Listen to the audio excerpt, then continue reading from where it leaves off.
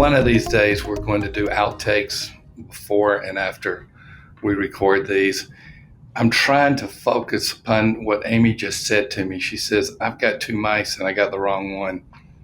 She was talking about her computer mouse. It's just for a moment, these things just take me in other directions. And I was thinking, oh, she needs to call her husband Chad to come kill the mouse. No, it's not that kind.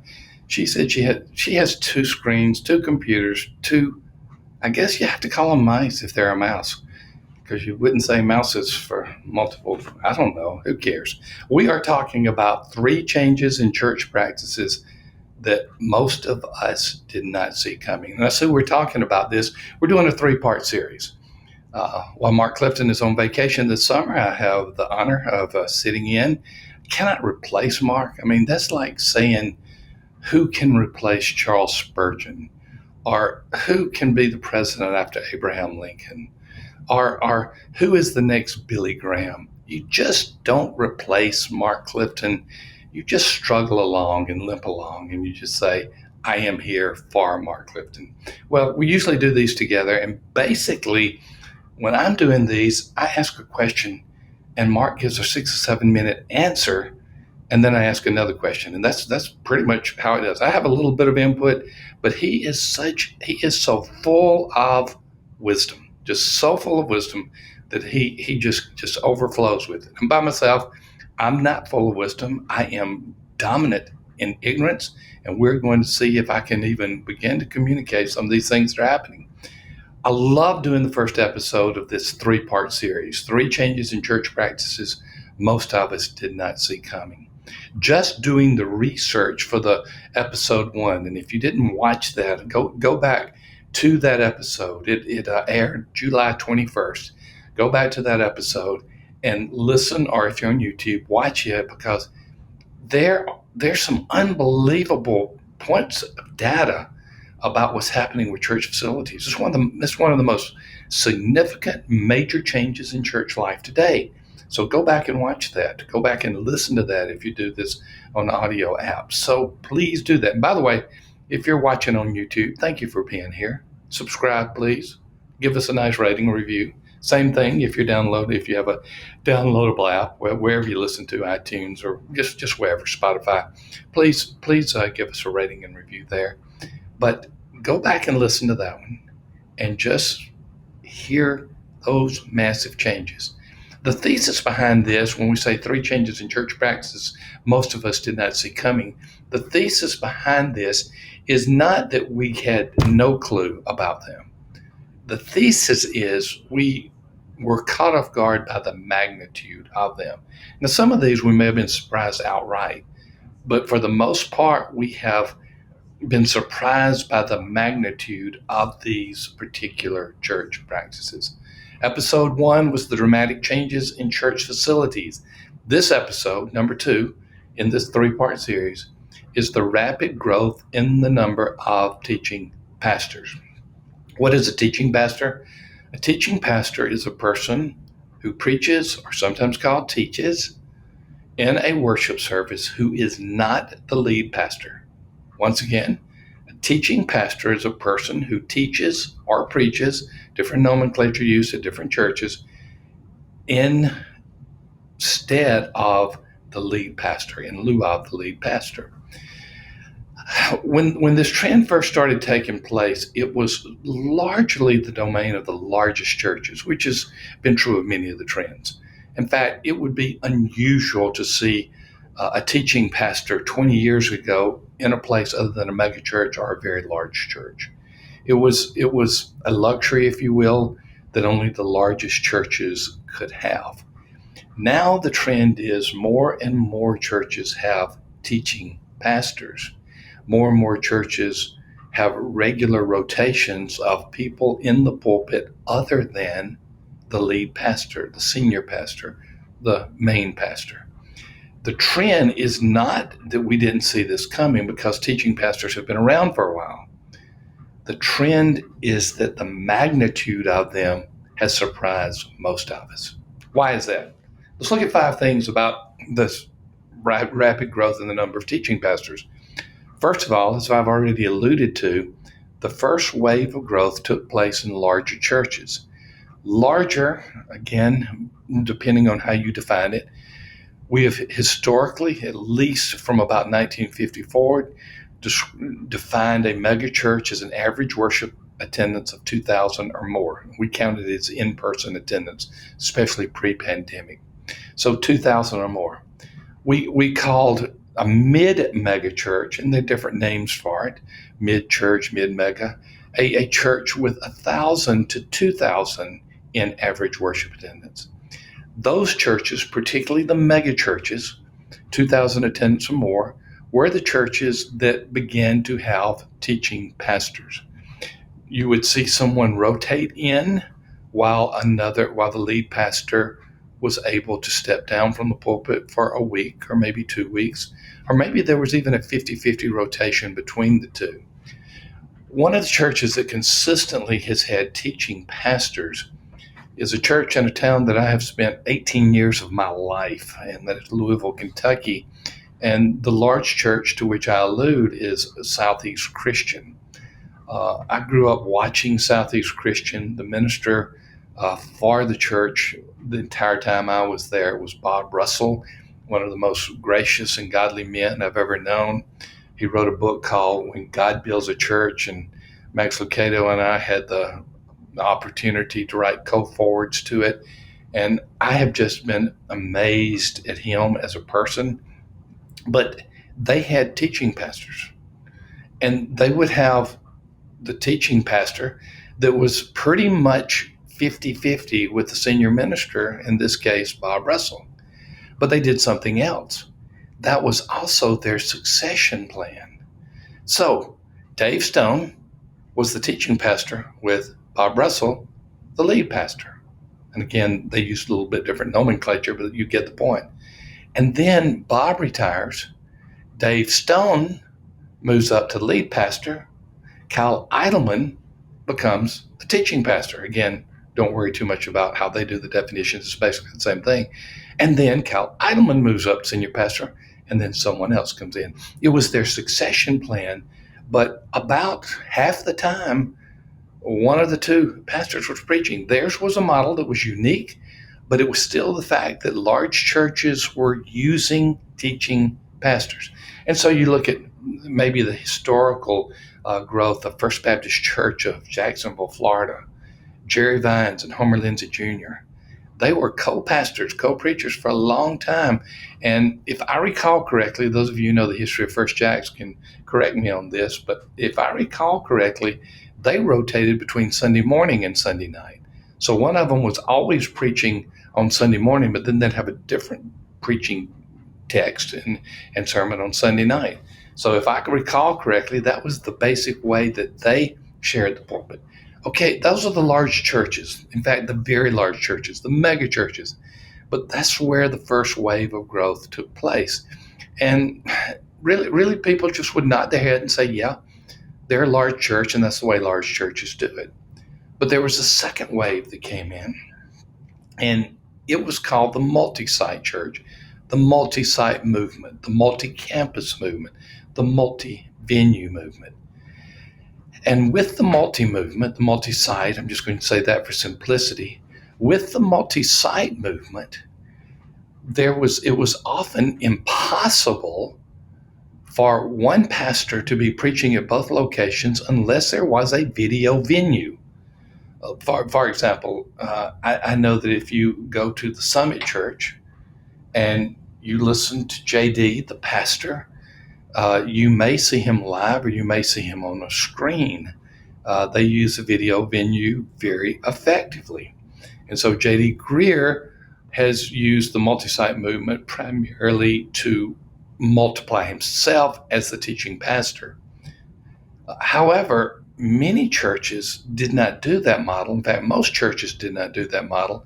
Most churches would have a pastor who was present live to preach once they went to more than one site. And many times it was physically impossible for a church to have a pastor live both times because, for example, Both services might be at 10:30, and one might be at 10 and the other at 10:30, with distance precluding the ability to move from one to the other. And when that happened, you had the advent of both campus pastors, those who would be responsible for the pastoral ministry of a new site, and you had teaching pastors. And many times they were one and the same.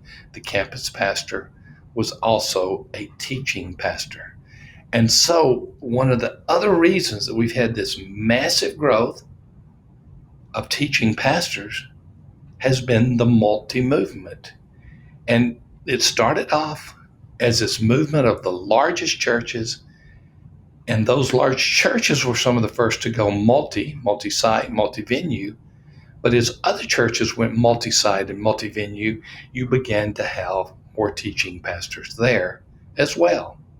Two major contributors to the rapid growth in the number of teaching pastors: larger churches, particularly mega churches, and then multi-site churches. And again, those are not mutually exclusive categories. They could be one and the same.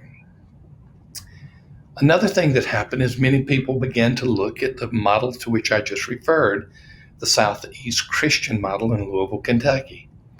And they saw the very successful transition, particularly the first round that was very visible, from Bob Russell to Dave Stone. And of course, I know these men. I did not knew these men. I know these men.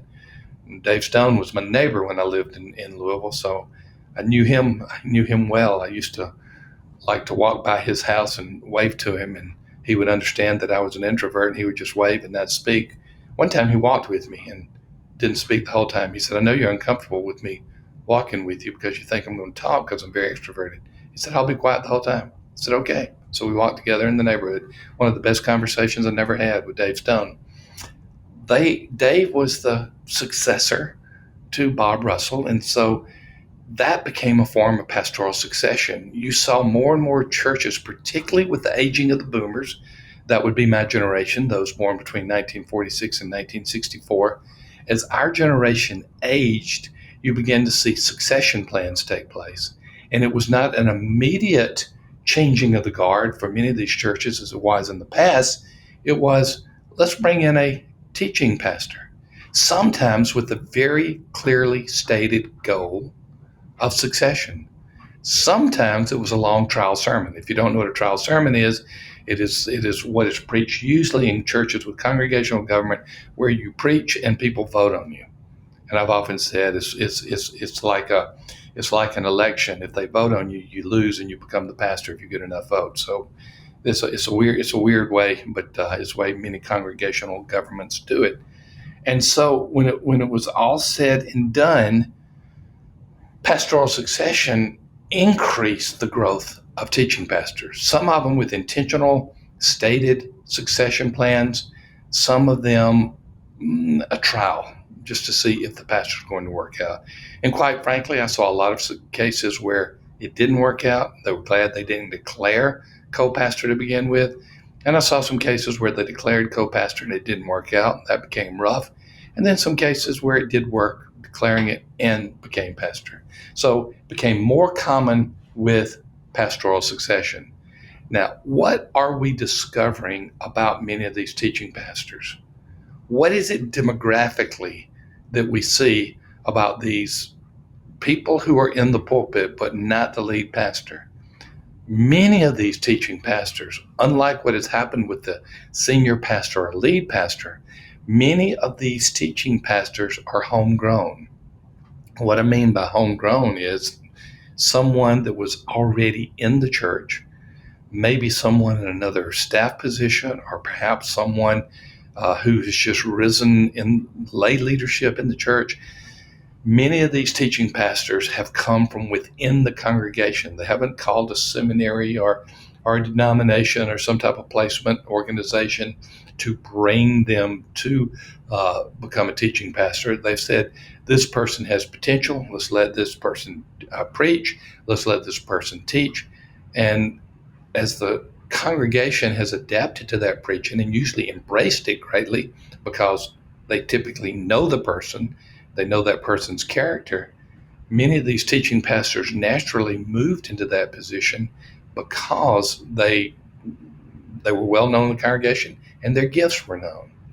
I know a number of churches right now who have staff persons who are homegrown teaching pastors as well. They may serve as XP, executive pastors.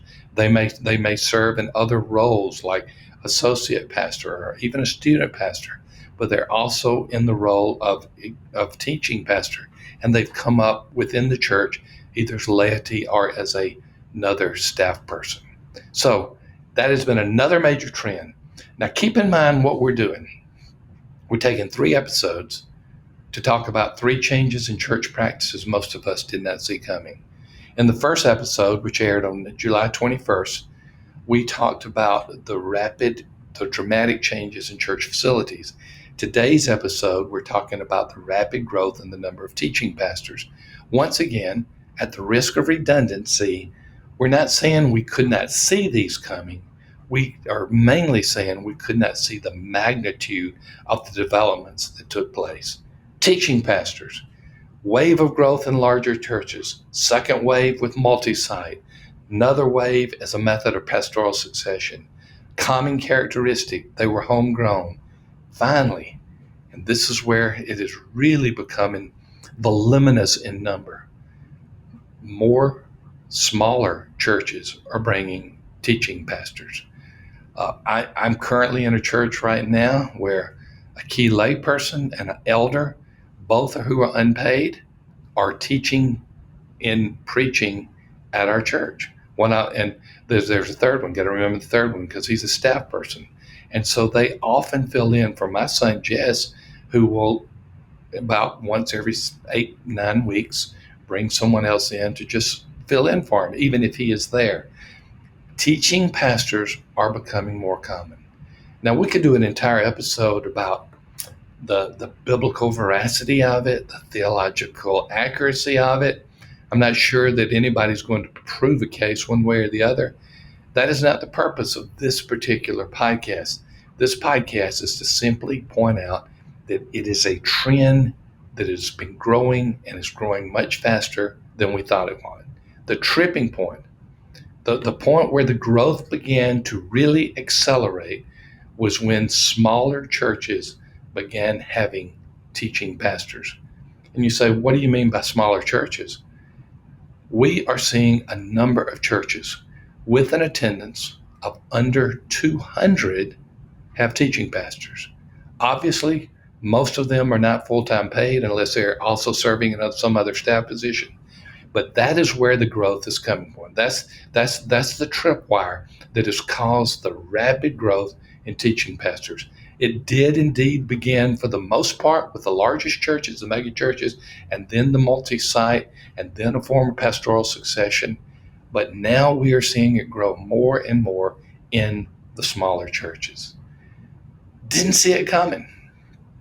Major trend. Could see that it was going to happen, just did not anticipate the numbers that were there. One of the reasons that we are launching an organization called Church Answers University in just 3 days is because there are a number of teaching pastors who have not had the opportunity to get ministry training and education.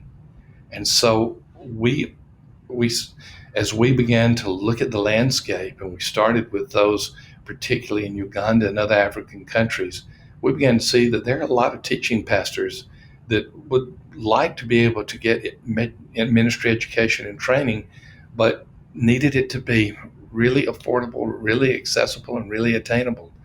And we are grateful that this is now a form of ministry training and education that is available to these pastors. You can see the show notes about it, and you can be a part of the inaugural class that is going in on just 3 days from today, August 1. So what we did at Church Answers is we saw the trend. We knew that the education and training needs would be there for these teaching pastors, as well as bivocational pastors, as well as a lot of other staff persons, as well as people in women's ministry, because we have a degree in women's discipleship. The list goes on and on. Things are changing, and we have said that we're going to be a part of it at Church Answers. We could have had an entire episode about the massive changes in educational and training of clergy. But again, we've talked about that in the past. We're not going to reiterate that, even though we've talked about things in the blog post and podcasts in the past. So, major changes that are taking place that we did not see coming, major changes in church practices. Episode 1, the dramatic changes in church facilities. Episode 2, the number of teaching pastors. Episode 3 is going to be a tough one to swallow, but we need to look at reality so that we can do something about it. And that is the dramatic drop, massive drop in conversion growth in churches. So stay tuned. Give us a rating and review if you listen to this on a downloadable app like Spotify or iTunes. If you're watching it on YouTube, give us a rating and review and subscribe. And otherwise, get ready to come back, because in episode 3, we'll be talking about this dramatic drop in conversion growth, what's happening there, and perhaps what can we do about it. We'll see you in the next episode of changes that are taking place that we did not see coming. We'll see you then.